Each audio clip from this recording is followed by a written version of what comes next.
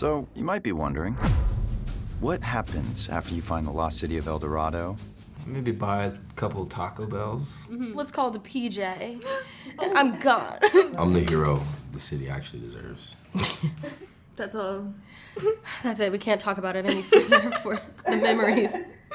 The voices. The voice. But really, it was just the beginning.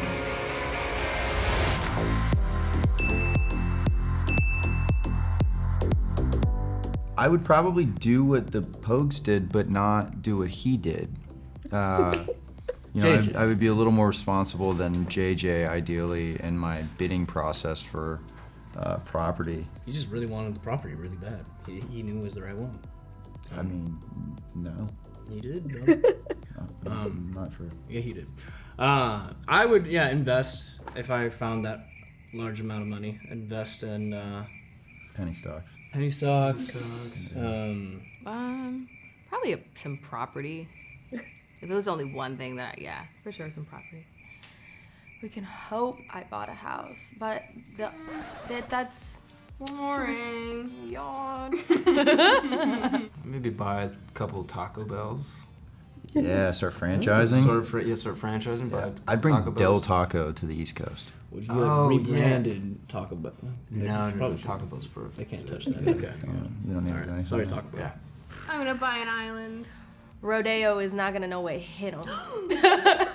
I'm swiping. I'm throwing bags over the shoulder like I'm in a movie. Yeah, and then hop a plane to the island. Hey, let's call it the PJ. I'm gone. Me deeply scared of private planes, but I'm like, let's do it. It's fine. It's because we're fancy, and it's like the bumpiest ride of your life. I'd fund my crime fighting career. I'd become Batman, and I'd fund my crime fighting career. Smart. I'm the hero the city actually deserves. Whatever happened to Pogues for life?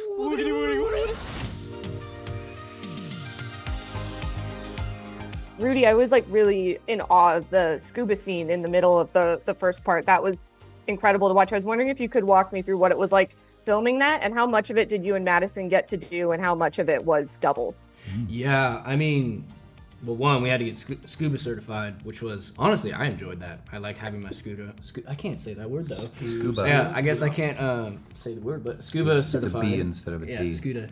And that was a lot of fun. Now, the set they made was insane. That was all in a tank, very dark, blacked out, and it was massive. It was like a good, 20 yards by 30 yards wide and thick, and it was pretty deep.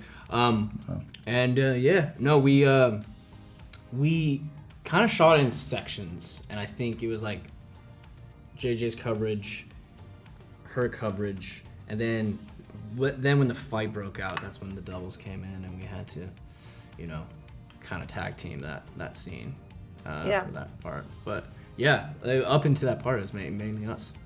Totally. I mean, seeing that on the page, I was like, me? Why me? But I think going into that scene with the most adventurous scene partner, like fears were definitely assuaged knowing I was doing that scene with Rudy. Assuaged? Yeah, write that down. Assuaged. Knowing that I was doing that with a very fearless scene partner, and it was crazy. I mean, the prep for that was, scuba diving in the ocean, and then which is so scary because I have fears of the ocean and being at depth, and your life is at risk. And then when you're filming the scene in a pool, you just get to have fun with the breathing underwater part of it. It's a lot more fun, and the set was just incredible. I don't know how they made that ship or with what. That is a talent I truly, truly appreciate. And swimming through it after I had been scuba diving for a day. You know what I mean? I'm not a professional by any means. So swimming through things, I just thought it was the coolest thing, and definitely not something that I would have pushed myself to do in my personal life. Hey, you good? Yeah. Okay. Let's do it then. I really love that in that last episode we got to see Sarah and Pope share some scenes together, because I don't think we've gotten to see them interact much at all up until now. It's true. Yeah, honestly, that was like a request. I think me and Maddie love working together. We're really, really good friends. We watched Game of Thrones in the off seasons together this year. It was my first time watching it. She had already seen it, so she was sitting there watching me go through it. Amazing. But yeah, it was like, it was dark, it was cold, and there were a lot of rats everywhere. Look, they absolutely crushed it. It was an incredible set. It was 3 different sets, I think. It was pretty phenomenal, and I can appreciate that they left absolutely nothing on the table when it came to building those sets. I concur. As somebody who wasn't in the scene watching it, was like, where did they shoot this? Yeah. Like, who made this? Like, Yeah. you know, a lot of times it's like hard to see past once you know the BTS. But I really enjoyed watching the scene that I just read on the page, and I was like, I don't know how they're gonna do that, and it looks amazing. Yeah, it was. It turned out great. It was great to work with Jonathan in that scene because he kept me as calm as possible.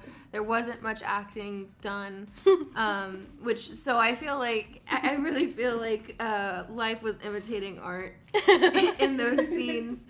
But yes, that's all. That's it. We can't talk about it any further for the memories. The voice. The voice. I told you I hate your breath. Maddie was so cool. Like, she was a trooper. Some of that wasn't acting. She was really complaining. And I'm over here trying to either not laugh or like just like I understand where she was coming from. But yeah, that sequence it's sick, and it's like it really felt like going like real Indiana Jones, real Goonies with everything we were doing. So Yeah.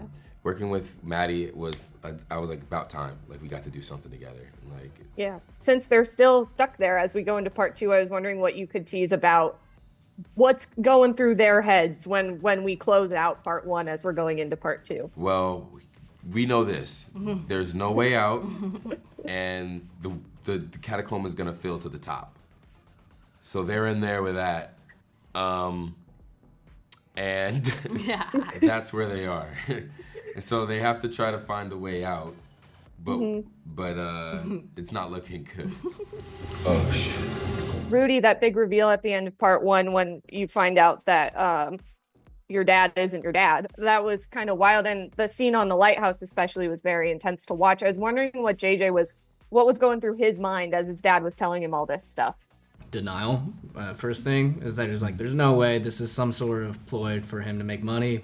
You know, and I don't think in that moment he still 100% believes it, even at the end of the episode. I think there might be a little like, I've never heard Luke this sincere about something like this before. And yeah, I think that's all that's going through his brain. And when I was talking to Gary about it, he just was like feeling so, we both were kind of shocked. We both kind of shocked that is the route that we were like, man.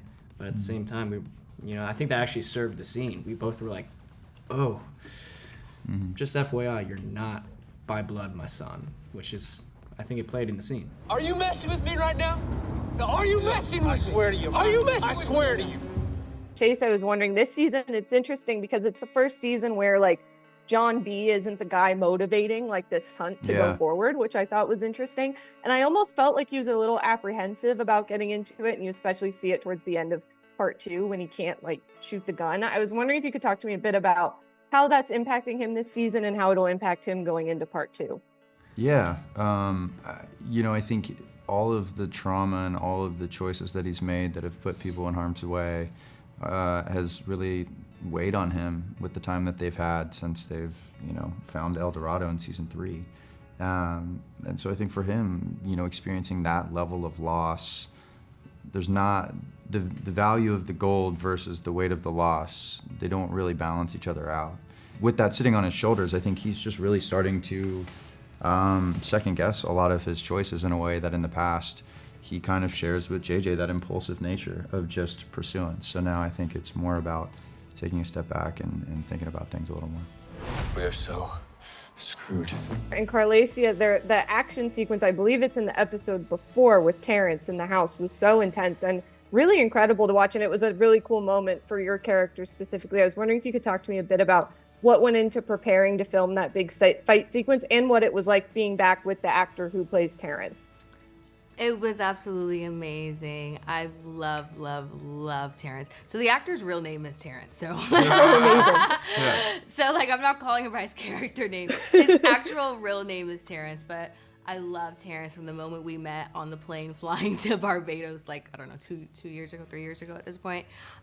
He's just been such an amazing figure in my life, and life has changed a lot since that happened. So to catch up with him, it's like, he's like, well, how has life been? Which kind of mirrored like our characters, where we had like these few years apart and now we're back in the same place together. And that was amazing. And preparing for that, it was just going into the history and Cleo's history. And I played like kind of as a character that Cleo did think about Terrance, and Cleo did wonder like whatever happened to him and Stubbs, and she wanted to reach out but couldn't figure out how to find him. And then the moment happens and there's no time to talk about how sorry she is or how much she misses him. And then, you know, something happens that makes the moment not happen in the way she wants it to happen. And I think that's devastating for her. Mm-hmm. Definitely, yeah, and you can see it impacting her in the episodes that follow as well. She wants to get even. That's the only thing in her mind. Like, she wants to get even, and she feels that going towards this thing is it's gonna make it get even. Like, she wants him to feel exactly like how she felt in that moment, like the gut punch or like ripping like her guts out of her body. And I think she's not gonna stop until she gets it. We thought things were different now, but it really is just us against the world.